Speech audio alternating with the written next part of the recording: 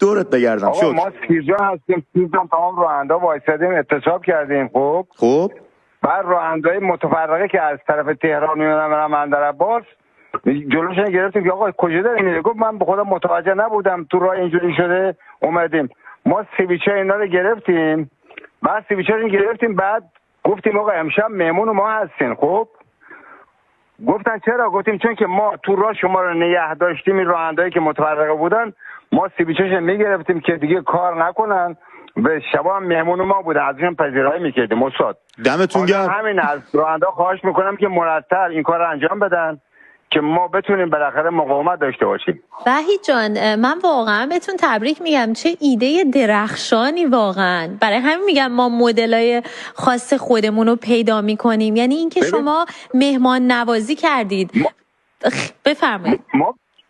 ما وظیفه‌مون اینه که بالاخره کار انجام بدیم. بالاخره از مردم خواستیم که ببین لاستیک گرون، قطعات گرون.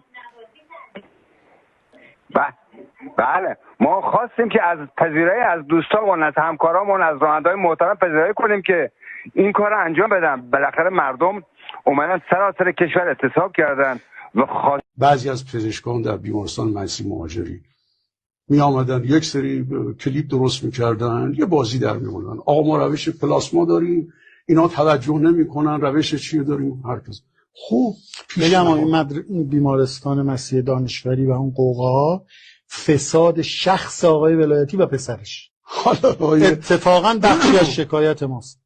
به گفته معاون بین المللی وزارت بهداشت، شخص آقای ولایتی با کمک و نفوذ دفتر رهبری که بارها به شورای دارو و غذا نامه میزنن که یک دارویی رو وارد کنید و اینا میگن این دارو به درد نمیخوره. هم دقیقاً درست میگن، همین قوقا سالاری رو توی اون بیمارستان انجام میدن تا دولت رو وادار بکنن این دارو خاص رو وارد کنه. دارویی که $4 قیمتش بوده رو به قیمت $102 برای وزارت بهداشت فاکتور میکنن که اجازه ورود نمیدن. منبعش هم جناب آقای اسدی لاری، معاون امور خارجه امور بین الملل وزارت بهداشت. بله.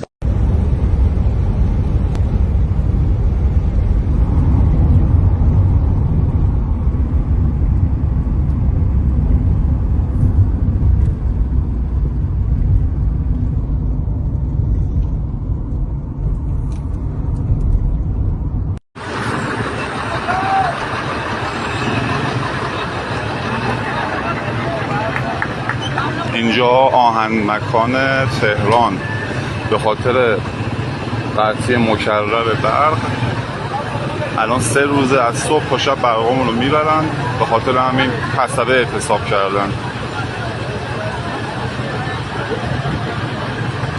یکی از بازارهای بزرگ تهران.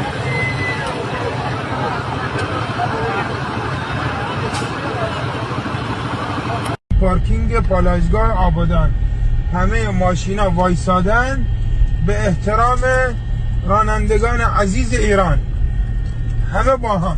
ولی ما ویران کردیم تو این 40 سال. فرونشسته رو دیگه نمیتونی جبران کنی. شما وقتی آب رو از خاک میکشی بیرون هوا ایجاد میکنه، فشار زمین این هوا رو میبره پایین، خلال فرجی که آب رو هم باید ذخیره کنه از بین میره. همین الان زیر منطقه زاهندرود، آبریز زاهندرود در شهرستان استان اصفهان، نه چهارمال بختیاری، 20 میلیارد متر مکعب هوا هست در 2700 کیلومتر مربع. یعنی زیر اصفهان 6 متر هواست که فرو میره تو و اصفهان ممکنه فرو بره تو ظرف 50 تا 100 سال آینده. ما داریم ایران رو ویران میکنیم. این بهره برداری از آب نیست، این خودکشیه. ولی ما ویران کردیم تو این 40 سال. فرونشسته رو دیگه نمیتونی جبران کنی. شما وقتی آب رو از خاک میکشی بیرون هوا ایجاد میکنه، فشار زمین این هوا رو میبره پایین، خلال فرجی که آب رو هم باید ذخیره کنه از بین میره. همین الان زیر منطقه زاهندرود، آبریز زاهندرود در شهرستان استان اصفهان، نه چهارمال بختیاری، 20 میلیارد متر مکعب هوا هست در 2700 کیلومتر مربع. یعنی زیر اصفهان 6 متر هواست که فرو میره تو و اصفهان ممکنه فرو بره تو ظرف 50 سال.